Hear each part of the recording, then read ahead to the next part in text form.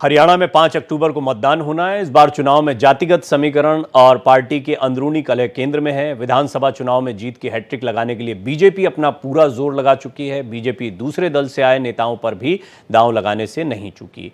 कई दल बदलुओं को टिकट दिया गया है। इसके साथ ही परिवारवाद पर हमलावर रहने वाली बीजेपी ने नेताओं के बेटों और बेटियों को भी टिकट दिया है। कांग्रेस हर हाल में इस बार सत्ता तक पहुंचना चाहती है। वहीं आम आदमी पार्टी हरियाणा में अपना वजूद बचाने की लड़ाई लड़ रही है, बल्कि यहां पर वजूद बनाना ये कहना ठीक होगा।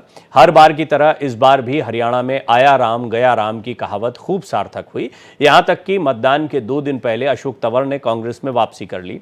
कांग्रेस इसे पार्टी की मजबूती मानती है तो बीजेपी महत्वहीन बताती है। छोटा सा राज्य होने के बावजूद हरियाणा अपनी राजनीतिक उथल पुथल के लिए जाना जाता है।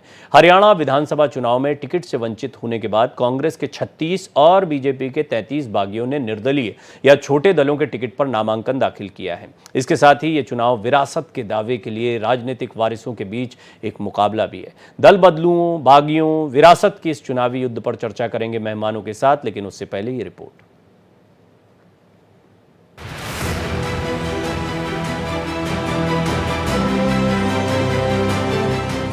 हरियाणा में 5 अक्टूबर को सत्ता के सिंहासन के अगले उत्तराधिकारी चुनने का फैसला ईवीएम में कैद हो जाएगा। इससे पहले आया राम गया राम की राजनीति के लिए बदनाम हरियाणा में दल बदलुओं का खेल खूब चला।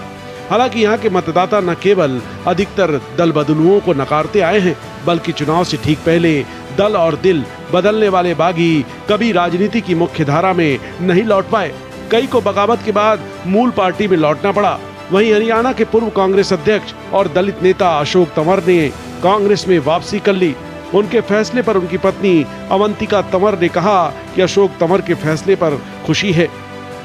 ये अपने घर में वापसी करी है और आज अशोक जी ने भी कहा कि जब आदमी घर से निकलता है तो बाद में वापस घर ही आता है, तो घर की वापसी कोई मजबूरी नहीं थी। जब घर में सब रहते हैं, हर मेंबर से पूछा जाता है, पिताजी से भी पूछा जाता है, बच्चों से भी पूछा जाता है, तो सभी का अशोक जी के निर्णय में हम अशोक जी के साथ ही हैं। वहीं अशोक तंवर के कांग्रेस में जाने पर बीजेपी की ओर से तीखी प्रतिक्रियाएं सामने आई हैं। पार्टी प्रवक्ता गौरव बल्लभ ने कहा कि तंवर 6 महीने से ज्यादा कहीं टिकते नहीं हैं।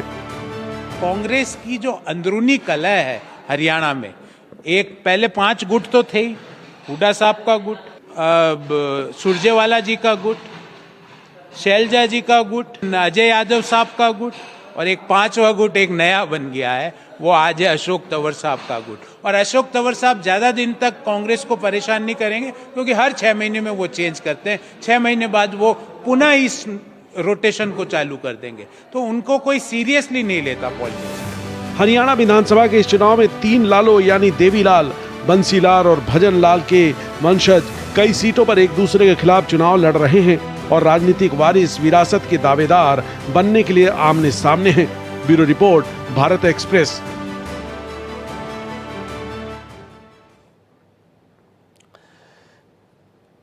देखिए, 5 की पड़ताल में हरियाणा के कई मुद्दों पर हमने बात की है, बहुत डिफरेंट इतने। ये जब आप चुनाव की चर्चा करते हैं तो चुनाव की चर्चा में बहुत सारे एंगल्स होते हैं। हमने जाति के समीकरणों की बात की है, अलग अलग राजनीतिक दलों की क्या स्थिति है, गठबंधनों की क्या स्थिति रही है, एंटी इनकम्बेंसी क्या है, ऐसे बहुत सारे पहलुओं पर हमने बातचीत की है। आज हम इस पूरे मामले, क्योंकि अब चुनाव की तारीख या वोटिंग की तारीख आ गई है नज़दीक, ऐसे में हरियाणा में सभी लोगों ने अपना जितना जोर लगाना था लगभग वो लगा दिया है। चुनाव प्रचार खत्म हो चुका है, अब डोर टू डोर कैंपेन चल रहा है। तो ऐसे में आज हम एक तरीके से एक समरी आपके सामने रखेंगे कि हरियाणा में इस बार का चुनाव कहां तक गया है और इसमें जो अलग अलग मुद्दे आए हैं उनको एक जगह पर रखने का प्रयास करेंगे। और खास तौर पर तंवर साहब का आना जाना हो या ऐसे ही कई बागी हो, ये हर चुनाव में होता है, हालांकि इसका कितना असर पड़ने वाला है, इसमें मेरी मदद करेंगे प्रोफेसर विधु रावल, जो कि प्रवक्ता है भारतीय जनता पार्टी के। शुभ्रांश राय जी जो कि प्रवक्ता हैं कांग्रेस के, और रतन शर्मा जी प्रवक्ता हैं जेजेपी के। शुभ्रांश जी का मैं स्वागत करता हूं, रतन जी का स्वागत करता हूं। बड़े दिनों में चर्चा हो रही है शुभ्रांश जी से, तो शुरुआत आप ही से कर लेता हूं। और जो रतन जी हैं उनकी एक और खासियत है, वैसे तो वो जेजेपी का पक्ष रखते हैं लेकिन हरियाणा की राजनीति को बड़ा डीपली समझते हैं। तो आज मेरी थोड़ी रतन जी मदद करिएगा कि पार्टी की बात तो रखिएगा, थोड़ा हरियाणा की राजनीति भी हम सबको समझाइएगा, क्योंकि आपकी समझ मैं जानता हूं कि हरियाणा की राजनीति पर बड़ी गहरी है। लेकिन शुभ्रांश जी, शुरुआत आपसे। कांग्रेस के लिए इस बार एक अपॉर्चुनिटी है, मौका है। एंटी इनकम्बेंसी की बात तो थी ही, साथ में कांग्रेस जिस तरह से चुनाव लड़ रही है वो भी सारी चीज़ें हैं। लेकिन अभी हम देखते हैं कुछ चीज़ें, जैसे कि एक चेहरे को लेकर भूपिंदर हुड्डा को एक बार फिर सामने लाया गया, जाट वोटों पर निर्भरता, ये एक दूसरी चीज़ है। और तीसरी महत्वपूर्ण बात यह है कि बेशक अंतर्कलह हर पार्टी में होती है, लेकिन आप लोगों की अंतर्कलह थोड़ा मुखर रूप से आती है। जैसे शैलजा जी से अभी पूछा गया कि भाई कब से बात नहीं हुई हुड्डा जी से, तो सोचने लगे कि बहुत दिन हो गए बात नहीं हुई। इसको उठाया भी जा रहा है विपक्षी दलों की तरफ से। तो आप मुझे ओवरऑल बताएं कि कांग्रेस इन चुनौतियों से कैसे निपट रही है। डॉक्टर साहब, आप हमारे अच्छे मित्र हैं, आप हृदय में बसते हैं, लेकिन देखिए काफी वक्त हो गया आपसे बात किए हुए जी। अब हम इसे क्या कहें। नहीं, आपके प्रतिनिधि और पार्टी के प्रवक्ता लगातार बैठ रहे हैं, वो अपना पक्ष रख रहे हैं। नहीं, बात वो नहीं है। आपके सवाल का ही मैंने जवाब दिया जी, कि दिल में आपका स्थान है। अब थोड़ी व्यस्तताएं आपकी भी है, थोड़ी व्यस्तताएं हमारी भी है, इसलिए बात। अरे हमारी आपकी बातचीत तो होती रहेगी। शैलजा जी और भूपिंदर, वो वाला रिश्ता हमारा कभी ना हो, मैं तो कहूंगा वैसा वाला ना हो जो उनके बीच में दूरियां है। हरियाणा का चुनाव मूलतः 3 बिंदुओं पे निर्धारित है जी। एक किसान, दूसरा पहलवान, तीसरा नौजवान। और ये तीनों मुद्दे जो हैं जिन पे भारतीय जनता पार्टी ने हरियाणा के लोगों को ठगा है जी। पहलवानों के मुद्दों पे, किसानों के मुद्दों पे या नौजवानों के मुद्दों पे, 1 बाय 1 मैं सबका आपको बाइफरकेशन देता हूं। 700 से ज्यादा किसान शहीद हो गए अपने मेहनत की कमाई मांगने के लिए, अपने मेहनत की मजदूरी मांगने के लिए, और नरेंद्र मोदी जी के घर से सिर्फ 15 किलोमीटर दूर। आज तक ये नहीं कहा गया कि जो अन्नदाता हिंदुस्तान को अन्न प्रदान करता है और अपनी वाजिब मांग के लिए बैठा था, वो शहीद है भी या नहीं है। उसके लिए नरेंद्र मोदी और भारतीय जनता पार्टी की सरकार चुप है। और जब वो किसान यहाँ अपने धरने और आंदोलन पे बैठे थे, तो भारतीय जनता पार्टी की हरियाणा प्रदेश की सरकार, खट्टर जी की सरकार या नायब सैनी की सरकार ने या तो सड़कों पे कांटे बिछाए या पुलिस के द्वारा उनको पिटवाया। नतीजा सबके सामने है। आप भूलिए मत कि वो अन्न पैदा करते हैं तो हम और आप खाना खा रहे हैं और अपनी बात को चला रहे हैं। एक बात तो भारतीय जनता पार्टी का सबसे बड़ा धोखा था किसानों के साथ। दूसरा, चूंकि भारतीय जनता पार्टी नौजवानों को, हिंदुस्तान को ही उन्होंने बेरोजगार कर दिया है। आज वो जिस नौकरी के वादे को लेकर नरेंद्र मोदी जी 10 साल पहले, 10.5 साल पहले सत्ता में आए थे कि हर साल 2 करोड़ लोगों को नौकरी दूंगा, वो नौकरियों का वादा जो है वो कहीं कागज पे गुम सा हो गया। पूरा हिंदुस्तान उन्होंने बेरोजगार कर दिया। लेकिन खासकर अगर हम उत्तर प्रदेश, बिहार और हरियाणा की बात करें तो यहाँ के नौजवान जो है वो, उनकी प्राथमिकता होती है देश सेवा। वो आर्मी, मिलिट्री, इन सब में जाना पसंद करते हैं। हमारी पहली प्राथमिकता होती है, जब हम 12वीं पहुंचने वाले होते हैं तो हम सड़कों पे दौड़ते हैं 1 माइल की दौड़, कि हम जितनी जल्दी दौड़ निकाल लेंगे फौज में हम भर्ती हो जाएंगे। नरेंद्र मोदी और भारतीय जनता पार्टी ने इस देश की सबसे मजबूत शक्ति, हमारी सेना को कमजोर करने का प्रयास किया, किराए की सेना बनाने का प्रयास किया। आप चाहे उसके अंदर जितने भी संशोधन लाएं, लेकिन एक बात तो कड़वा सच है ना, कि अगर आज भी अग्निवीर का कोई सिपाही शहीद होगा तो उसे शहीद का दर्जा नहीं दिया जाएगा।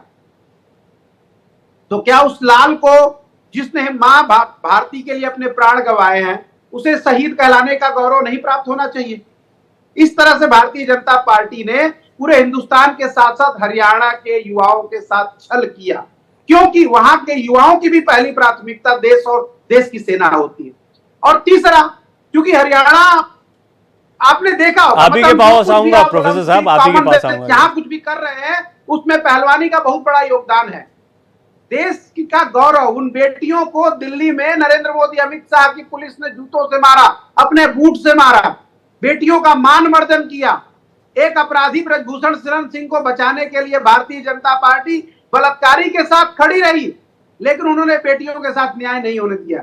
इन सबका हिसाब भारतीय जनता पार्टी, खट्टर साहब और मोदी जी को हरियाणा के चुनाव में देखने को मिलेगा। तो ये चुनाव एक्चुअली हरियाणा की जनता लड़ रही है। ठीक है, और हरियाणा में अभी मैं प्रचार में गया था, जी। डॉक्टर साहब वहां एक अच्छी चीज होती है, वहां ना लोग मरोड़ निकालते हैं कि रुको हम इनकी मरोड़ निकाल देंगे।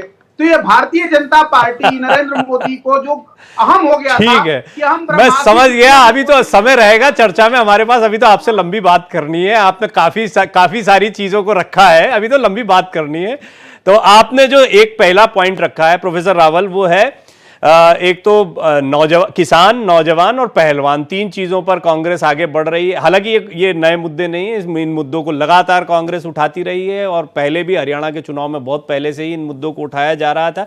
ये चुनौती कितनी बड़े आपके लिए तीन मुद्दे रहे और इनको कैसे एड्रेस किया है आपने? डॉक्टर साहब, आपको नमस्कार, और आपके माध्यम से जो दर्शक देख रहे हैं और हमारे जो साथी पैनलिस्ट हैं उनको भी नमस्ते। देखिए कितनी खूबसूरती से आपके सवाल का उत्तर एक शब्द में भी नहीं दिया। आपने जो सवाल पूछा था उसका एक शब्द में भी उत्तर नहीं दिया और सारी डिबेट का जो एजेंडा है वो अपनी मर्जी से घुमा दिया इनको। मैं फिर से दोहरा दूं, इनका आपने अंतर कलह पर, इनके जो जूतों के अंदर खीर बटती है कांग्रेस पार्टी के अंदर, जो कुर्ते फाड़ इनकी बैठकें होती हैं जिनमें लठ भी चलते हैं, कुर्सियां दे कुर्सी दे लठ जिस प्रकार की होती है, जिस प्रकार के इनके अंदर सिर फुटव्वल होता है, जिस प्रकार से एक दूसरे के साथ खींचतान होती है, इस पर आपने एक सवाल पूछा था। उसकी बजाय इन्होंने देश भर के अपना झूठा प्रोपेगेंडा आपका प्लेटफॉर्म यूज करके इन्होंने कर दिया। तो मैं उम्मीद करूंगा कम से कम इन्होंने जो झूठ का इतना बड़ा घड़ा बढ़ाया है उसका जो है सिलसिलेवार मुझे उत्तर देने दिया। इन्होंने शुरू किसान से किया, उस किसान को जिसको हरियाणा में ये 50-50 पैसे के चेक दिया करते थे। मैं एक के बाद एक डिबेट्स में चेक दिखाया करता हूं, भूपेंद्र सिंह हुड्डा के द्वारा काटे गए। अब तो नहीं कटते इस प्रकार के चेक। किसान को प्राकृतिक मार उसके जो होती थी, उसका खराबा होता था, उसमें 50-50 पैसे के चेक दिया करते थे भूपेंद्र हुड्डा। खुद मुख्यमंत्रियों की कमेटी के अध्यक्ष थे, 3 मुख्यमंत्रियों की कमेटी थी जिसने लिखकर कहा था कि स्वामीनाथन आयोग जो कांग्रेस ने ही स्थापित किया था, किसान आयोग, उसकी रिपोर्ट अव्यवहारिक है, उसको लागू नहीं कर सकते। दिसंबर 2010 में लिखकर गए थे।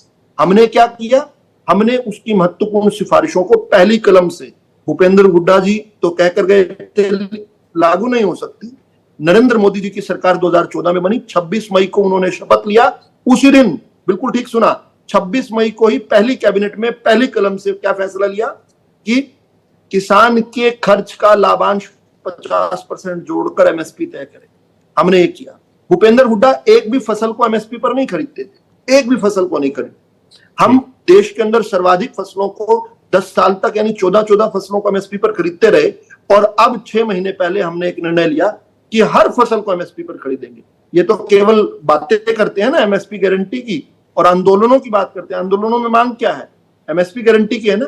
हरियाणा की सरकार ने तय कर दिया कि 6 की 6 फसलों, माफी चाहूंगा कि 24 की 24 फसलों को एमएसपी पर, केवल मात्र हरियाणा एक राज्य है। कांग्रेस की भी सरकारें हैं, 24 नहीं सही 12 खरीद लो, 12 नहीं सही 6 खरीद लो, 6 नहीं सही 2 खरीद लो। कोई एक भी कांग्रेस की सरकार, कोई एक भी राज्य की सरकार, कोई एक भी फसल खरीदती हो, केंद्र की एजेंसी जो 2 फसलें खरीदती है, उससे अतिरिक्त उसका नाम बताकर जाए अभी भाषण देने वाले साथी, फिर कहती हैं सड़कों पर कांटे बिछाए पिटवाए। माफी चाहूंगा ये कहने के लिए, बंगाली युवती का बलात्कार जब हुआ, कहां पर हुआ? उसके लिए कितने लोग बाहर निकल कर आए थे? दलित युवक को उल्टा लटकाकर मार दिया गया, वो कहां पर हुआ था? किसने पिटाई की थी? एक गोली नहीं चली, एक लाठी नहीं चली, जबकि कांग्रेस का रक्त रंजित इतिहास है। जब भी किसान आंदोलन करने आता था ना सड़क पर, किसान को गोली मारा करते थे, पॉइंट ब्लैंक पर गोलियां लगी हुई हैं। हरियाणा के अंदर भी कांग्रेस की सरकार ने यहाँ तो 13-13 महीने तक छाती पर बिठा कर रखा। इस प्रकार के हमने देखा कि हमारे जो कुंडली का एसएचओ उसका हाथ काट दिया गया। हमारे यहाँ पर हिसार के अंदर देखा, कोविड के दिनों में ऑक्सीजन रथ जो है, ऑक्सीजन प्लांट युक्त अस्पताल का उद्घाटन करने देंगे, नहीं करने दिया गया। किस प्रकार की वहां पर बर्बरताएं, उसके बावजूद हमने एक गोली नहीं चलने दी। क्यों? किसान का सम्मान करते। अब प्रोफेसर रावल धीरे धीरे थोड़ा सा अपने स्टेटमेंट को क्लोजिंग की तरफ ले जाइए, क्यों लंबा हो जाएगा नहीं तो मामला। सर अभी तो एक ही मुद्दा इनका ना, मैं सारे मुद्दे लूंगा, हमारे पास बहुत पर्याप्त समय, चिंता मत करिए। पर मैं चाहता हूं कि 1 to 1 आप उनको रोक देते सर, ये डिबेट का आज का विषय नहीं। मैं तो इसीलिए मैं ओपनिंग रिमार्क में चाहता हूं कि आप अपने मन की सारी बातें बोल लें। सारी बातें बोलने पर मैं चाह रहा हूं उसको भी एक सीमा में आप ये कि जैसे आपने बताया कि किसानों के लिए आपने एड्रेस कर दिया है और आपने आंदोलनों पर भी अपनी बात को रखा है। अब नौजवान पर आते हैं। अब नौजवान एक हिंदुस्तान चीज के नौजवान को बेरोजगार कर दिया जी, हिंदुस्तान के बेरोजगार।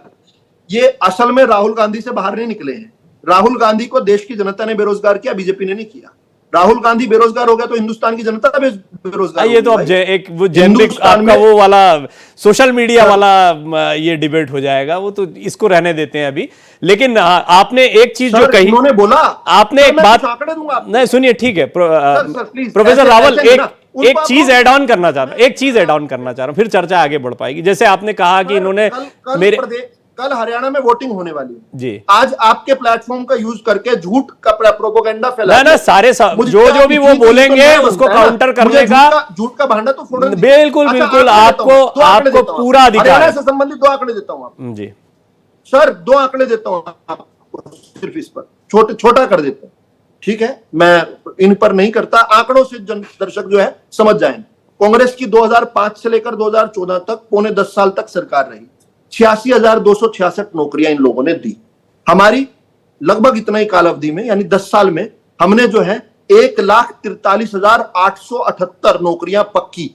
इसके अलावा 1,20,000, ये तो बंदरबाट किया करते ना ठेकेदारी प्रथा, हमने कौशल रोजगार निगम उसके बनस्पत लेकर आए। हमने कहा नहीं भाई, हम कोई एक मापदंड रखेंगे नौकरी का, घर से उठाकर नहीं नौकरी। उन 1,20,000 जो कौशल रोजगार के थ्रू नौकरी आई, उसमें जोड़ लो 1,43,000 को। इनको भी हमने कहा कि आपको जॉब सिक्योरिटी देंगे, जब तक रिटायरमेंट एज नहीं होगी आपको कोई टच नहीं कर सकता। ये बेरोजगार कर दिया हमने इनसे 4 गुना ज्यादा नौकरियां देकर हमने बेरोजगार कर दिया। हमसे चार भाग की नौकरी देकर इन्होंने सबको रोजगार दे दिया था। सेना को कमजोर कर दिया। अरे सेना के एक के बाद एक अधिकारी आकर कह रहे हैं कि हमें अपनी सेना को मजबूत करना है। ठीक है, ये आपने जैसे बोला सेना के अधिकारी आए, बोले हाँ, ये जवाब हो गया आपका, एक तरीके से आपने उनको काउंटर करा। अब मैं रतन जी के पास जाना चाहता था लेकिन बहुत सारी चीजें हो गई। मैं चाहता हूं कि शुभ्रांशु जी थोड़ा सा एक चीज उन्होंने ये कहा, हालांकि मैं जो पूछना चाह रहा था वो ये था कि तंवर साहब का भी आना जाना लगा रहता है, लेकिन सिर फुटबल वाली बात में उनकी नाराजगी और आपके यहाँ पर जो खींचतान रही है उसको लेकर जो जवाब आपसे सवाल किया था उसका जवाब नहीं आया। और दूसरा, आपने लगभग किसान नौजवान पर जो भी कुछ कहा उसका जवाब दे ही दिया बीजेपी प्रवक्ता ने। अभी आपको क्या कहना है एमएसपी पर, खास तौर पर कि कांग्रेस की सरकारें जो हैं वो एक भी फसल क्यों नहीं खरीद रही है एमएसपी पर, ये सवाल उठा रही बीजेपी। देखिए प्रवीण जी, 3 बातें हैं इन्होंने पॉइंट से मैंने नोट किया। इन्होंने शब्द यूज किया बलात्कार का। हरियाणा सरकार में एक बलात्कारी मंत्री है संदीप सिंह, भारतीय जनता पार्टी का ब्लू बॉय, अपने सहयोगी के साथ बलात्कार के जुर्म में इन्वॉल्व होने के बावजूद भी जमानत पे बाहर है। इतना दूसरी आपकी डिबेट के अंदर और सुनिए, अपने दोस्त सुन लीजिए। और बलात्कार के पोस्टर बॉय राम रहीम को भी आपने पेरोल दिया है। भूषण शरण को डिक्लेयर कर रखे हैं। कितना महिला नो ट्रायल और कितना कोई बलात्कार, कोर्ट कुछ नहीं है। ये यहाँ पर कोर्ट लगाकर बैठे हुए लोगों को बलात्कार सुनिए, सुन लीजिए वन भाई। और शुभ्रांशु जी एक चीज मैं ऐड करना चाहूंगा, किसी को भी हम कोई भी अपराधी या कोई भी अपराध का आप अगर उसको टैगिंग कर रहे हैं तो वो उस पर थोड़ा सा हमको ध्यान रखना चाहिए कानूनी मर्यादाओं का। गाइडलाइन है और जो कोर्ट में है वही मैटर की चर्चा हो रही है, हवा में नहीं बात हो रही है। कोर्ट नहीं सकता भाई, देश के अंदर हरियाणा सरकार बाबा साहब के अम्बेडकर ने कानून के तहत, संविधान के तहत जो है देश के अंदर कोर्ट बनाई है। अरे ये तो 24 अकबर ये ऐसे चलता रहेगा आप दोनों का तो बहुत लंबा हो जाएगा। मैं इस पे इत्तेफाक रखता हूं कि ऐसे किसी को टैगिंग नहीं होनी चाहिए। कोई भी शब्द इस्तेमाल करने के पहले आरोपी को हम इस तरह से नहीं बोल सकते। खैर, मैं चाहूंगा शुभ्रांशु जी छोड़ दीजिए ना, उस चीज को छोड़ दीजिए, आप अपनी बात को रखिए। किसी को टैग करके हम एक इग्नाइट करें, फिर बहस जो है वो दूसरी दिशा में चले जाए, इसी पर हम लड़ते रहे। आप पॉइंट रख रहे थे, बड़े अच्छे से वो पॉइंट रखिए आप। दो ही पॉइंट था ना। इन्होंने जिक्र किया दलित बेटियों के हत्या और बलात्कार का। भारतीय जनता पार्टी दलित बेटियों के हत्या और बलात्कार का उदाहरण है हाथरस और फर्रुखाबाद, जहां दलित न्याय मांगते मांगते तड़प तड़प के मर गया। यहां तक उनके माता पिता को डेड बॉडी भी जलाने का सौभाग्य नहीं प्राप्त हुआ। सुनिए, तो दलितों का कितना सम्मान है वो हरियाणा या भारतीय जनता पार्टी की सरकार में दिखता है। और जहां दूसरा शब्द इन्होंने महिला सम्मान के साथ यूज किया बलात्कार, मैं आपसे एक जवाब में क्या कर सकता हूं, पार्टी के प्रवक्ता है वो भी प्रोफेसर विधु रावल, आपको पूरा समय मिलेगा, आप उनका जवाब दीजिएगा। मिर्चपुर के अंदर पलायन क्यों कर दिया दलित समाज को? गोहाना के अंदर कौन है भाई साहब जिनको 4 साल में 15 बार झज्जर के अंदर सोनिया गांधी क्यों रोई थी? अरे हरियाणा की बात कुछ तो कर लो, कुछ तो हरियाणा की बात कर लो। हरियाणा ने काला साया देखा है, हरियाणा ने काला साया देखा है। अरे आप दोनों इतने, अरे रुकिए सुभान जी, शांत। मेरा ये कहना है राजस्थान के अंदर कुछ नहीं दिखता। अरे ठीक है, हम हरियाणा पर आते हैं, हरियाणा पर आते हैं। Please professor Rawal, Shubhransh ji, please रुकिए भाई, रुकिए। आप लोग आपस में बात करेंगे तो चर्चा कैसे आगे बढ़ेगी? रुक जाइए, मुझे आपका ऑडियो डाउन करना पड़ेगा, प्लीज। रतन जी, मैं चाहूंगा, देखिए, क्योंकि चर्चा जो है डेविएट हो जाएगी, तो मैंने जैसा शुरुआत में कहा था, आप थोड़ा हरियाणा पर रोशनी डालें। कांग्रेस और बीजेपी के अपने अपने मुद्दे हैं, वो पूरा देश की पॉलिटिक्स पे चले गए हैं और बहुत सारे मुद्दे वही आ रहे हैं जो कॉमन आ रहे हैं। लेकिन मैं चाहूंगा कि हरियाणा में सचमुच नौजवान किसान वाले जो मुद्दे बताए अभी शुभ्रांश जी ने, ये कितने ज़मीन पर आपको दिखे और आपको लगता है कि इन मुद्दों का कुछ इम्पैक्ट पड़ा और किसके लिए? तिवारी जी नमस्कार, सभी प्रवक्ताओं को नमस्कार। देखिए, प्रवक्ता होना अच्छी बात है, लेकिन बहुत ज्यादा इतना उग्र होना और पार्टी की बिल्कुल स्क्रिप्ट को ही पढ़ना और प्रैक्टिकल बातें ना करना भी ये गलत है। जनता सुन रही है और आप विश्वास ही नहीं करेगी, एक लिखी लिखाई लाइन को पढ़ देते हो। मैं पहले किसान की बात पाता हूँ, कांग्रेस के प्रवक्ता ने कहा, ये बताएं कि जो 10 साल कांग्रेस की सरकार रही, जो गेहूं का और धान का जो भाव था, वो अब 10 साल जो या दुष्यंत जी के हमारे 4.5 साल में क्या उस समय से कम पे खरीदी जा रही है? पहले भी एमएसपी पे खरीद रहे थे, अब भी एमएसपी पे खरीद रहे हैं। और पहले से एमएसपी का रेट हर साल बढ़ा देती है सरकार। और पहले जो समय मान लिया 10 दिन 15 दिन लगता था पेमेंट का, अब 24 घंटे में 48 घंटे में पेमेंट ट्रांसफर हो गई। लेकिन किसान को बहका करके मुद्दा बना लिया जाता है। दूसरा, जैसे स्वामीनाथन आयोग की रिपोर्ट थी, कांग्रेस के टाइम में आयोग बैठा, 6 में रिपोर्ट आ गई, 14 तक लागू नहीं की। और मैं तो तथ्यों की बात करूंगा, खाली किसी को ब्लेम नहीं कर रहा। 14 तक लागू नहीं की, जैसे ही सत्ता से हटे और किसान याद आ गए और सड़कों पर बैठा दिए। हिमाचल प्रदेश में जैसे कांग्रेस की सरकार है, तो आपको कोई रोक रहा है वहां पे? आप 10 गुना एमएसपी दो और लागू करो, और ओल्ड पेंशन का आपने वादा किया, आप दे दो, लेकिन वहां नहीं दे पा रहे। आप प्रैक्टिकल क्यों नहीं बताते कि राज्यों के एक लिमिटेशंस होती है? जैसे मैं एक आपको उदाहरण देता हूँ सर, जैसे आप सरसों खरीदते हैं किसान की, 7 रुपए किलो, 70 रुपए किलो है। अगर आप उसको 200 रुपए किलो खरीदेंगे तो किसान उसी बाई प्रोडक्ट को खरीदता है वापस। जैसे सरसों का तेल किसान खरीदेगा और सरसों से खल नाम का प्रोडक्ट निकलता, खली। जी, आप चाहूंगा अपना स्टेटमेंट पूरा करें। आपने एक एमएसपी की बात कही है, दूसरा आपने कांग्रेस पर कुछ प्रश्न चिन्ह खड़े किए हैं। मैं चाहूंगा कि ओवरऑल आप ये भी बताएं कि यहां पर इस लड़ाई में आपके कल के बयानों से भी मुझे लग रहा था, क्या भारतीय जनता पार्टी की तरफ आप लोगों का झुकाव थोड़ा ज्यादा है? कांग्रेस आपके लिए बड़ा राइवल है, बड़ा अपोनेंट है? जी सर, मैं बताना चाहूंगा, भाजपा के साथ 4.5 साल सरकार चलाई है, किसी भी दल ने हमारे ऊपर भ्रष्टाचार का आरोप नहीं लगाया। जबकि कांग्रेस पार्टी की जो 10 साल की सरकार रही, उसके केस कोर्ट में चल रहे हैं, सेंटर में भी चले और हरियाणा में भी चल रहे हैं। और हमारे खिलाफ किसी के पास एविडेंस है तो न्यायालय के अंदर रखते, किसी ने कोई एविडेंस नहीं रखा और ना कोई केस चल रहा।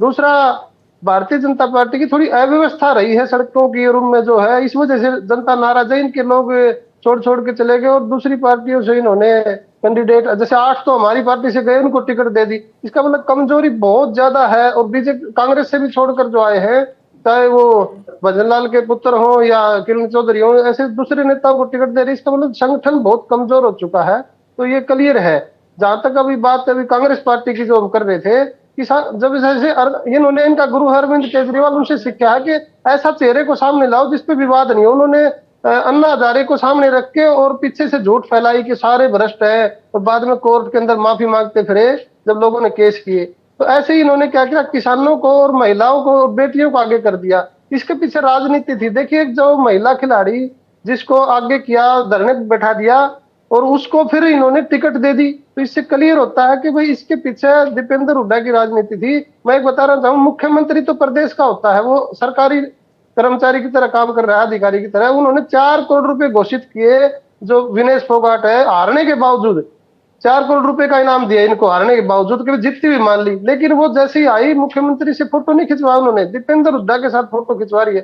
तो इससे पता चलता कि साजिश के तहत महिलाओं को वहां बैठाया गया था। और ऐसे ही किसानों का मैं मामला ओलंपिक के दौर में, क्योंकि पहलवानों की यहां पर बात आई, ओलंपिक का जब समय चल रहा था तो जो कोच हैं इनके महावीर जी, उनसे मेरी बातचीत चल रही थी और उन्होंने, मैं आप ही के पास आ रहा हूं शुभ्रांश जी, ये सवाल भी आप ही के लिए है।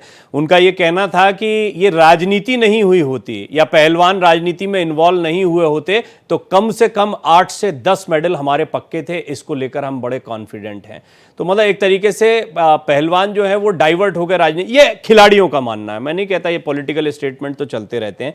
तो राजनीति भी है। आपने पहलवान का मुद्दा, एक शुभ्रांश जी शुरुआत में आपने इसको 3 मुद्दों में बड़ा मुद्दा बताया था, लेकिन वो उसका एक इंप्रेशन ये भी तो जा रहा है कि ये तो राजनीति में इन्वॉल्व है या एक तरीके से स्टेज्ड या तैयारी के साथ किया गया प्रदर्शन था, ऐसा जैसा कि अभी जेजेपी और भारतीय जनता पार्टी कह रही है।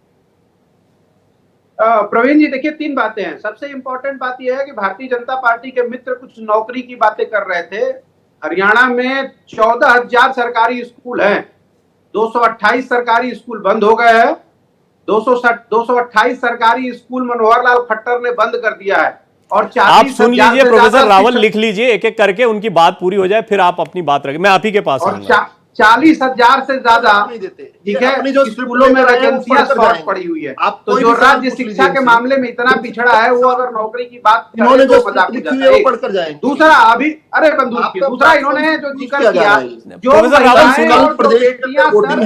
प्रोफेसर रावल एक बात बताइए मुझे, एक बात बताइए प्रोफेसर रावल, वो कांग्रेस के प्रवक्ता हैं, वो पार्टी की बात बोलेंगे ही बोलेंगे, आप बोलने का अवसर तो दीजिए, हम पैनल पे बैठे बिल्कुल एड्रेस ही नहीं, और आपको वो कोई भी एक बात ऐसे कभी कांग्रेस का आदमी, प्रोफेसर रावल, ऐसे कभी कांग्रेस का कोई प्रवक्ता कुछ बोल ही नहीं पाएगा, आप उनकी किसी बात से एग्री नहीं करेंगे। प्लेटफॉर्म का मिसयूज कर रहे हैं। नहीं, एक मिनट सुन लीजिए, यू मिसयूज क्या होता है? आप बैठे ना यहाँ पे, आप नहीं बैठे होते, मैं दोनों, मुझे पूरा समय तो नहीं मिल पा रहा ना। अरे आपको मैं इस करने के लिए समय भी मांग रहा था मैं। आप एक सेकंड के लिए रुकिए, एक सेकंड मेरी बात सुनिएगा प्रोफेसर रावल, आप भी बोलते रहे, मैं भी बोलता रहूंगा, तो बात संवाद ही नहीं हो पाएगा। मैं ये कह रहा हूं, मैं इसका लिंक भेजूंगा, मैं अपने मेहमानों के पूरे टाइमिंग का पूरा ध्यान रखता हूं। यहां पर ये मोबाइल टाइमिंग की बात नहीं होती है, झूठ एक लाइन का होता है। आप क्या कह रहे हैं? मुझे समय नहीं मिल पा रहा है। आप समय आपको मिलेगा, पर्याप्त समय मिलेगा। उतने समय में झूठ को नहीं, अब हम इसी बातचीत में समय को व्यतीत कर देंगे। मेरा ये निवेदन है आपसे प्रोफेसर रावल, निवेदन है कि एक बार उनकी बात सुन लीजिए, 1.5 मिनट की बात सुन लीजिए, आप पॉइंट लिख लीजिए, अगर झूठे लग रहे हैं तो उसकी सफाई दे दीजिएगा और उस पर जो भी आपको कहना वो आप कहिएगा। बोलिए शुभ्रांश जी, अपनी बात पूरी करिए। पहला। दूसरा, शर्मा जी ने जिक्र किया बेटियों के आंदोलन का। सर, पहलवान तो बाद में शब्द यूज हुआ, पहले वो बेटियां जो यहाँ धरने पे बैठी थी, वो एक बलात्कार का प्रयास करने वाले बलात्कारी के खिलाफ बैठी थी। और ये बात नहीं, अब ये शुभ्रांश जी अभी तो बात हुई थी, अभी बात हुई थी कि इस तरह के शब्द यूज नहीं करना है। अब आप भी तो पिंच करते हैं, आप भी पिंच कर रहे हैं। चमकाने के लिए कोई बेटी अगर अपने न्याय और हक की मांग करे तो आपको राजनीति दिखती है। जब आपको अपनी हरियाणा की बेटी के साथ खड़ा होना था तो आप नरेंद्र मोदी और उनकी दिल्ली पुलिस के सामने झुक कर बैठ गए। आज आपको जनता हरियाणा का जवाब देगी। दूसरी इंपॉर्टेंट बात, पहलवान तो बाद में आता है, पहले वो हिंदुस्तान की बेटी है, वो हरियाणा की बेटी है, उसने अपने न्याय की लड़ाई के लिए वो आकर यहाँ बैठी थी। पहले 2 दिन, 4 दिन, 5 दिन, 6 दिन उनके धरने का अगर आपको याद होगा तो कोई राजनीतिक पार्टी मंच पे नहीं थी, सिर्फ वो बेटियां थी और उनके साथ दिल्ली पुलिस की धक्का मुक्की और बूटों से मारपीट था। आप मत भूलिए सर, आपको भी जवाब देना, आप भी एक बेटी के बाप हैं या एक लड़की के भाई हैं। इतने तो संवेदनशीलता मत खोइए चुनाव के चक्कर में। ये जवाब हरियाणा की जनता देगी, भारतीय जनता पार्टी। और आपने भी जो 4.5 साल बैठ के इनके साथ मक्खन मलाई खाया है, आपको भी मिलेगा। तीसरी, जो आपने कहा आना जाना लगा रहता है, देखिए राजनीतिक पार्टियों में, क्योंकि भारतीय जनता पार्टी के पास ना वहां संगठन बचा, ना इनके सबसे विश्वसनीय नेता नरेंद्र मोदी खुद वहां प्रचार में गए, क्योंकि वहां हार दिख रही है। भारतीय जनता पार्टी में भगदड़ मची हुई है। 80 से ज्यादा इनके पूर्व सांसद, पूर्व मंत्री, पूर्व विधायक, वर्तमान सांसद, उन्होंने पार्टी छोड़ी। वो क्यों छोड़ी? क्योंकि वो हवा का रुख भाप गए। किसानों की जो वहां समस्या है वो बहुत बड़ी है और आपने कोई एमएसपी का रेट बढ़ा के आसान कर दिया। सरकार आप अपने घर से लाए थे, यही तो किसान मांग रहे हैं कि भैया आप गारंटी दीजिए। क्या हरियाणा, क्या हिमाचल, क्या राजस्थान, क्या उत्तर प्रदेश, पूरे देश में एक गारंटी, एक व्यक्ति, एक किसान, एक अनाज, एक एमएसपी। तो वैसे तो लंबे लंबे आप भाषण फेंकेंगे, मैंने किया, आप अपने घर से लाए थे क्या देने के लिए? ठीक है, चलिए शुभ्रान जी, अब हो गया, बहुत आपने काफी बातें रख दी। बोलिए प्रोफेसर रावल। अब देखिए, प्रश्न जितना समय प्रश्न का दिया जाए, उतना ही उत्तर का दिया जाए, आप तो मुझे बोलिए लगता ना है कि प्रोफेसर रावल, मैंने कहीं रोका ही नहीं, आप बोलिए तो सही है। आप पहले नहीं, मैंने पहले भी दो बिंदु पहले भी ये बोल गए, मुझे उसका उत्तर नहीं देने दिया गया। चलो कोई बात नहीं। तीसरी बात, मैंने ये भी पॉइंट आउट किया कि आपके किसी भी सवाल का उत्तर नहीं दे रहे, अपनी स्क्रिप्ट पढ़कर जा रहे हैं, आपके प्लेटफॉर्म का यूज कर रहे हैं, कोई बात नहीं, उस पर भी ध्यान दिया। अब एक एक करके झूठ का पर्दाफाश करूंगा, झूठ से लंबा होता ही है पर्दाफाश। एक मिनट, इनकी जानकारी बहुत कम है, जानकारी बहुत कम है। कांग्रेस की बैठक से सीधा आपके स्टूडियो में शुभ्रान जी, अब आप भी सुन लीजिए, मैं वही बात कहूंगा। देखिए, मैंने उनको रोका था, प्रोफेसर रावल रुक गए थे। शुभ्रान जी देखिए, ये थोड़ा सा आपके कहने पर मैंने उनको रुकने का बोला, वो रुक गए थे, उनका पूरा हक है, अभी उनको बोलने दीजिए। आपने अपना पॉइंट रख लिया, प्रोफेसर रावल की ऑडियो दी जाए। मुझे लगता है मैं छोटे छोटे से झूठ बस्ट कर दूंगा इनके, ये रुक ही नहीं रहे। अरे आप बोलिए ना, उनका ऑडियो डाउन है, बोलिए, आपकी आवाज जा रही है दर्शकों के पास। चलिए ठीक है, बोलते रहे, ठीक है, बस ये जरूरी था। देखिए, पहली बात तो इन्होंने कहा कि प्रधानमंत्री जी प्रचार में नहीं आए। अब मैं इनकी कांग्रेस की बैठक से सीधा स्टूडियो में आ गए बिना जानकारी लिए। प्रधानमंत्री जी कुरुक्षेत्र के अंदर उन्होंने 23 विधानसभाओं को कवर करते हुए एक रैली की थी। उसके बाद अगली रैली उन्होंने गोहाना के अंदर की थी, 27 विधानसभाओं को पूरी करते हुए। तीसरी रैली उन्होंने हिसार में की थी। आपके पास वहां पर भी 21 विधानसभाओं को कवर किया था। और चौथी रैली जो है उन्होंने पृथला में की थी, फरीदाबाद में। वहां पर भी पूरी 90 की 90 हमारी विधानसभा पूरी कवर की है प्रधानमंत्री जी ने। आमतौर पर प्रधानमंत्री जी का पिछले 10 साल का अगर आप पैटर्न देखेंगे, इसी प्रकार से रहता है। वो राहुल गांधी की तरह छिछोरीबाजी नहीं करते कि कहीं पर चले जाए, कहीं पर जाकर जो है कुछ कोई और फोटो कर दिया, इस तरह का नहीं करते।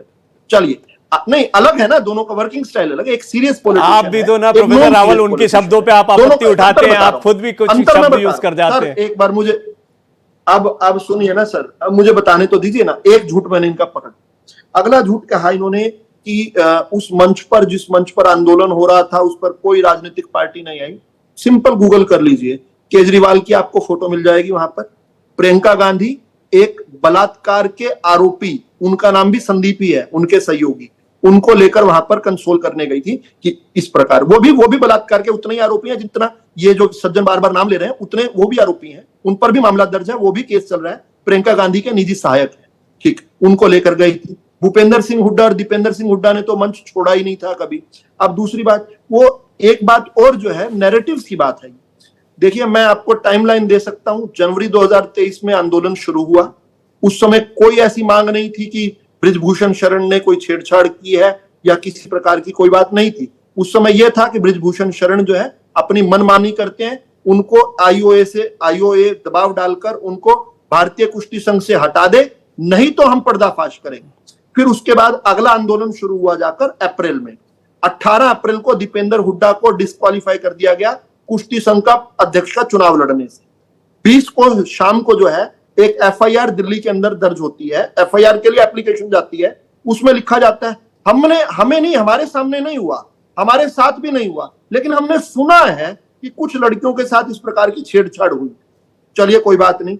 21 तारीख को, 20 को शाम को ये एप्लीकेशन जाती है, 21 तारीख तक की भी वेट नहीं होती। 21 को सुबह जो है जंतर मंतर पर गद्दे बिछ जाते हैं। और उसके बाद 22 तारीख को सुप्रीम कोर्ट में याचिका लग जाती है कि एफआईआर क्यों नहीं कर रही। सुप्रीम कोर्ट दिल्ली पुलिस को बुलाता है कि जी आप एफआईआर के बारे में क्या कहना चाहेंगे। दिल्ली पुलिस कहती है हम तुरंत एफआईआर कर रहे हैं। सुप्रीम कोर्ट की डायरेक्शन नहीं है, दिल्ली पुलिस ने जाकर सुप्रीम कोर्ट में कहा कि हम तो एफआईआर कर रहे हैं। 24 को एफआईआर दर्ज हो जाती है। अब फिर कहते हैं नहीं, एफआईआर से नहीं काम चलेगा, उसको पहले सूली पर टांगो, उसके बाद आएंगे।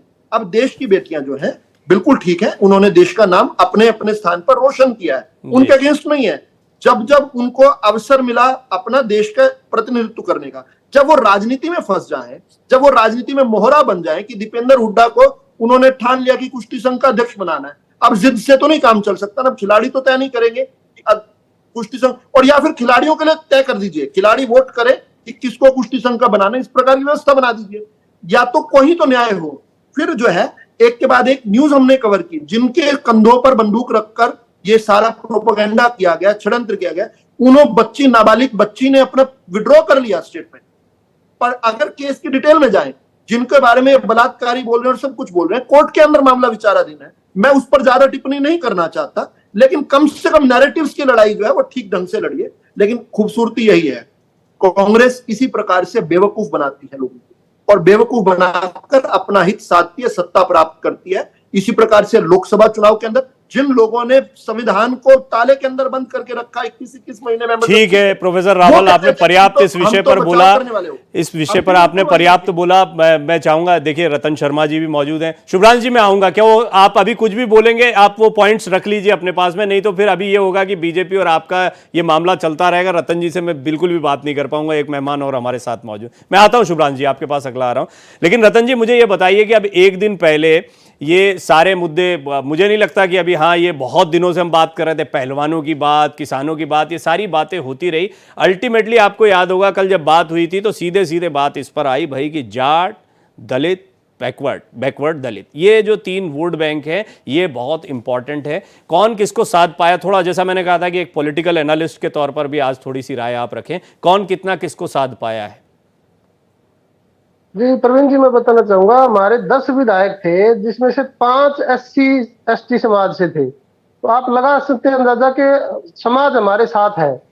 जो 2019 में इलेक्शन हुआ तो 10 में से 5 थे, मतलब 50% SC ST के हमारे विधायक थे। तो आप लगा सकते हैं कि SC ST का समाज हमारे साथ है। 2024 के चुनाव में कांग्रेस पार्टी ने एक झूठ फैलाया कि भी संविधान बदला जा रहा है और आरक्षण खत्म किया जा रहा है, क्योंकि बीजेपी के एक MLA ने कह दिया था कि भाई हम 400 पार आ जाएंगे तो संविधान बदल देंगे, तो उसका उन्होंने बेनिफिट उठाया।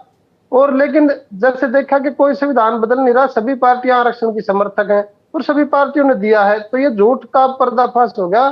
तो अब कांग्रेस पार्टी को SC ST समाज के लोग वोट नहीं देंगे।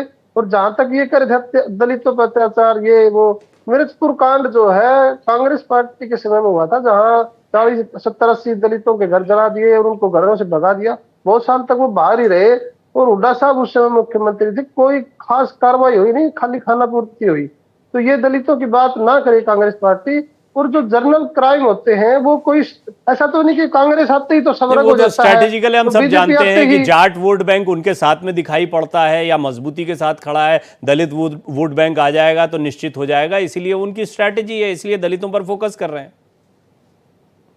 नहीं, लेकिन लोग इनके बहकाव में नहीं आएंगे, बिल्कुल। खैर वो ठीक है, वो तो एक आपका अपना पार्टी कमजोर है जी, लोग इनके बहकाव में नहीं आएंगे। इन्होंने क्लियर देखो, जब भी सरकार कांग्रेस पार्टी की बनी है, SC ST समाज को इन्होंने क्या कोई झुंझुना सा मंत्रालय देते, सारा तो खुद ही हजम कर जाते हैं, कभी कोई मंत्री बना। ठीक है, अब मैं शुभ्रांश जी के पास जा रहा हूं, लेकिन उससे पहले प्रोफेसर रावल, ऐसा लग रहा है मुझे कि JJP अभी भी कहीं ना कहीं आप लोगों के साथ में ही है। हरियाणा की जनता हमारे साथ में है और JJP भी उसका हिस्सा है, कांग्रेस भी उसका हिस्सा है। चलिए, कांग्रेस तो है, एंटी इनकम्बेंसी के बार इनको अवसर मिला देश का प्रधानमंत्री बनाने का, 6 बार अवसर मिला। एक भी दलित को, एक भी OBC को नहीं बनाया, किसी और जाति का भी नहीं बनाया, एक ही जगह पर सीमित रहे। हरियाणा के अंदर केवल एक बार जो है OBC मुख्यमंत्री बने भारतीय जनता पार्टी के शासनकाल में। देश के अंदर OBC समाज में पैदा होकर प्रधानमंत्री बने भारतीय जनता पार्टी के शासन में। कल्याण सिंह कब जो है उत्तर प्रदेश के मुख्यमंत्री बने थे OBC समाज से। उमा भारती कब बनी थी, शिवराज सिंह चौहान, ये बताए ना इस प्रकार। ठीक है, चलिए अब मैं बस ये JJP वाला जानना चाहता था, पर आपने ठीक एक एंगल दिया है इस पर। हमने कल डिटेल में बात की थी, रतन शर्मा जी ने ये बातें रखी भी थी। शुभ्रांश जी, पहलवानों वाली बात पर तो ये बात बहुत साफ हो रही है कि चाहे JJP की तरफ से कही जा रही। चलिए आप अपनी बात कहिए, ठीक है, मैं अपना सवाल बाद में पूछ लूंगा। प्रोफेसर साहब, आपके नाम के आगे प्रोफेसर लगा है तो मैं उम्मीद करता था कि आप पढ़े लिखे और शिक्षित होके। इंटायर पॉलिटिकल साइंस की डिग्री सिर्फ और सिर्फ नरेंद्र मोदी के पास है। सुनिए प्लीज, मीटिंग से नहीं आप सुन लीजिए, सुनिए फिर असल जानकारी सुन लीजिए। आप सुई चुभाते हो एक दूसरे को, उसके बाद मुझे कहते हो कि देखिए ये क्या बोल रहे हैं, ये क्या बोल रहे हैं। मैं तो कह रहा हूँ आप दोनों आपस में बात कर लीजिए, मैं किनारे हो जाता हूँ। सुनिए, दीजिएगा जवाब, मैंने सुना ना आपको दे रहा हूँ, सुन लीजिए जवाब दीजिएगा। थोड़ा पढ़ने लिखने की आदत डालिए, अच्छा होता है पढ़ना लिखना बुरा नहीं होता। राहुल गांधी की मीटिंग से सीधा आ जाते हो स्टूडियो में बिना पढ़े लिखे, आप तो क्या करोगे? सुनिए ना, ऐसी फिर जवाब दीजिएगा। भगवान ने 2 कान दिया, सुनिए। मैं कोर्ट ऑर्डर आपको पढ़ के सुना रहा हूँ, एक बलात्कारी शरद सिंह के खिलाफ। कोर्ट ने कहा charges were framed against Bhushan Singh under section 354 and 354A in respect of each victim. उसके बाद दूसरा उन्होंने क्या कहा charges also have framed against him under section 506 part 1 on the allegation of 2M1. However, the court discharged Brijbhushan Saran from the allegation made by the sixth wrestler, जो छठवीं थी, उसके खिलाफ उन्होंने मुक्त। सवाल यह है कि आज भी भारतीय जनता पार्टी एक बलात्कारी को बचाने के लिए उसी पर ही पोस्को एक्ट लगा था। वो जो छठी रेसलर थी उसी पर ही पोस्को एक्ट लगा था। पोस्को एक्ट उसी पर लगा था और पोस्को पर ही लड़ाई हो रही थी। सारी लड़ाई पोस्को पर ही हो रही थी। लेकिन हम यहाँ पर डिस्कस क्या कर रहे हैं? सुनिए ना भाई, डिस्कस क्या कर रहे हैं यहाँ पर? आप मानते हैं कि नहीं मानते? चार्जेस फ्रेम हो गए सूली पर टांग दोगे क्या? आप मानते हैं कि नहीं मानते? सूली पर टांगने की रिवायत है क्या? चार्जेस फ्रेम होते ही सूली पर टांगने की रिवायत है क्या? राहुल गांधी तो कन्विक्टेड है इसमें मामले में। राहुल गांधी तो अलग अलग मामलों में ऊपर जमानत में बाहर है, सोनिया गांधी बाहर है। क्या करोगे उनका? ब्रिजभूषण शरण सिंह बलात्कारी है, उनको अपराधी मानते हैं राहुल गांधी, सोनिया गांधी को। भूपेंद्र हुड्डा पर 6 एफआईआर दर्ज है। भ्रष्टाचार के 6 संगीन मामलों में एफआईआर दर्ज है भूपेंद्र हुड्डा पर, राहुल गांधी पर, सोनिया गांधी पर एफआईआर दर्ज है। तीनों के तीनों जमानत पर बाहर है। आप एक बलात्कारी को बचाने के लिए बलात्कारी अगर आप अगली बार आप बोलेंगे तो आपको भी मैं इसी से संबोधित करूंगा। अगली बार अगर आप बलात्कारी शब्द का उपयोग करेंगे, दुरुपयोग करेंगे, तो आप राज्य की ना, ये पर्सनल हो रहा है। क्यों नहीं बोलते आप लोग? मोहित खान अयोध्या वाला जो है, जिसका डीएनए जो है, जिसके नौकर का मैच हो गया, उस पर एक शब्द क्यों नहीं बोलते आप लोग? आप लोग नवाब खान जो है, नवाब यादव जो है, नायब यादव, उसके ऊपर क्यों नहीं बोलते? जो आप कन्नौज वाले, नहीं, इतनी सिलेक्टिव क्यों? इतनी सिलेक्टिव अप्रोच क्यों है? आपके शासनकाल में राजस्थान के अंदर क्या कुछ नहीं हुआ? पुलिस, देखिए, आप दोनों बड़े समझदार लोग हैं, दोनों ही पढ़े लिखे लोग हैं। मैं तो ये कहूंगा कि हम मुद्दों पर बात को आगे बढ़ाएं तो ज्यादा बेहतर होगा। आप लोगों ने एक मुद्दे को पकड़ लिया, चलिए पहलवान के मुद्दे से आगे निकलना चाहिए। ब्रजभूषण शरण सिंह जी का जो मामला है उससे आगे निकलना चाहिए। उस पर फिर पर्सनल टिप्पणी पर पहले भी बात हुई थी कि नहीं जाएं तो बेहतर होगा। हम और भी बहुत सारे मुद्दे हैं जिन पर बात कर सकते हैं, और चाहें तो एक दूसरे पर आक्षेप कि आप पढ़े लिखे हैं, आप पढ़े लिखे नहीं हैं, ये करते करते भी पूरी डिबेट निकाल सकते हैं। चॉइस इज योर्स, आपका मंच है, आप ही लोगों के सम्मान में हूं। मैं तो यहां पर एक एंकर की भूमिका में हूं। पर रतन जी कुछ आप इसमें कहना चाह रहे थे। मेरा आपसे मैं ये आपसे जरूर जानना चाहता हूं कि एंटी इनकम्बेंसी सचमुच में क्या दिखी, और कांग्रेस का जो उत्साह है, कांग्रेस में एक ताकत तो देखने को मिली, मतलब उम्मीद बहुत ज्यादा है कांग्रेस को। हालांकि बीजेपी की अपनी स्ट्रैटेजी रही है, चाहे वो नायब सिंह सैनी साहब को रखना हो, दलित वोटों या बैकवर्ड वोटों को अपनी तरफ आकर्षित करने का प्रयास हो। इसमें आपको एंटी इनकम्बेंसी कितनी दिखाई पड़ती है? सर, एंटी इनकम्बेंसी की बात अभी 2024 के लोकसभा चुनाव में देखे, कांग्रेस तो 100 का आंकड़ा भी पार नहीं कर पाई, क्योंकि 10 साल हो गए थे मोदी जी को, तो एंटी इनकम्बेंसी तो शायद मुझे नहीं लगी। दूसरा, सुब्रांत जी भी कह रहे थे कि भाई एमएसपी का पैसा क्या घर से दे रहे हो? 2004 से 14 के बीच में हुड्डा साहब ने जब 2-2 रुपए के चेक दिए तो ऐसा लगता है कि हुड्डा साहब घर से दे रहे होंगे अपनी जेब से, तो इसलिए उन्होंने कटौती कर दी। दुष्यंत चौटाला जी ने वही 15,000 रुपए फसलों का मुआवजा, जब फसलें खराब होती है, 15,000 दिया, और हुड्डा साहब ने 2 रुपए चेक दिया, 2-2 रुपए का। बोले ये कैलकुलेशन है और अकाउंट सेटल करने हैं, 2 रुपए में अकाउंट इन्होंने सेटल कर दिए। तो उस समय क्या ये कह रहे हैं कि भाई एमएसपी बढ़ी हुई दे रहे हो तो क्या घर से दे रहे हो? जनता का पैसा है, टैक्स का पैसा है, उसका उचित इस्तेमाल किया जाएगा और लाभकारी मूल्य किसान को दिया जाएगा। मैंने पहले भी बताया कि किसान विक्रेता भी है, उपभोक्ता भी है। जैसे किसान गन्ना बेचता है, 370 रुपए गन्ना सरकार खरीदती है, और सरकार उसको 1,000 रुपए प्रति क्विंटल खरीदेगी, तो 40 रुपए जो किसान अब चीनी वापस किसान खरीदता है, मजदूर खरीदता, सभी खरीदते हैं, तो चीनी जो है 200 रुपए किलो हो जाएगी। तो ये देखना पड़ता है कि कांग्रेस पार्टी जो इस प्रकार से बहका रही है, अर्थशास्त्र भी देखना पड़ता है। लाभकारी मूल्य देने की बात हमारी पार्टी ने कही है, और ये कांग्रेस पार्टी करी के 8,000 रुपए हर महीने खटाखट दे देंगे हर के। भैया, आपने हिमाचल में आपकी सरकार आई तो आप तो बेसिक जो सैलरी नहीं दे पाए वहां। चलिए, आपने काफी सारी बातें कही हैं। अब अंतिम दौर में चर्चा को ले जा रहे हैं। शुभ्रांश जी, रतन शर्मा जी के इन सवालों के जवाब आप दें। देखिए, 3 मुद्दों पे कल हरियाणा का चुनाव होने जा रहा है। हरियाणा के लोग अपने आत्मसम्मान के लिए कल भारतीय जनता पार्टी के खिलाफ वोट डाल रहे हैं। वो अगर किसान है तो उसको लग रहा है कि भारतीय जनता पार्टी ने छला है। वो नौजवान है जो बेरोजगार है, क्योंकि महंगाई तो भारतीय जनता पार्टी ने बढ़ा दी। हर 50 किलोमीटर पे टोल और टैक्स लगा के, पेंसिल से लेकर दवाई तक सब पे जीएसटी लगाकर इन्होंने जो महंगाई बढ़ाई है, उसके खिलाफ कल हरियाणा की जनता वोट करे। और तीसरी सबसे इंपॉर्टेंट बात है प्रवीण जी, हम चाहे चर्चा कहीं ले जाएं, चर्चा आत्मसम्मान से बढ़कर नहीं होता है। हरियाणा की बेटियों का आत्मसम्मान छीनने का प्रयास किया है भारतीय जनता पार्टी ने। और वो हिंदुस्तान की बेटियां हैं, वो किसी राज्य और किसी व्यक्ति विशेष या परिवार की नहीं है। हर चीज को राजनीति से नहीं तोलना चाहिए, व्यक्ति का स्वाभिमान और सम्मान पहले होता है। इसका खामियाजा आपको भुगतना पड़ेगा। और रही बात ये बताने की जरूरत है, जिस तरह से भगदड़ भारतीय जनता पार्टी में मची हुई है, वो साफ साफ दिख रहा है कि भारतीय जनता पार्टी कल डबल डिजिट में भी नहीं आएगी, ठीक है, दहाई का भी आंकड़ा नहीं पार कर पाएगी।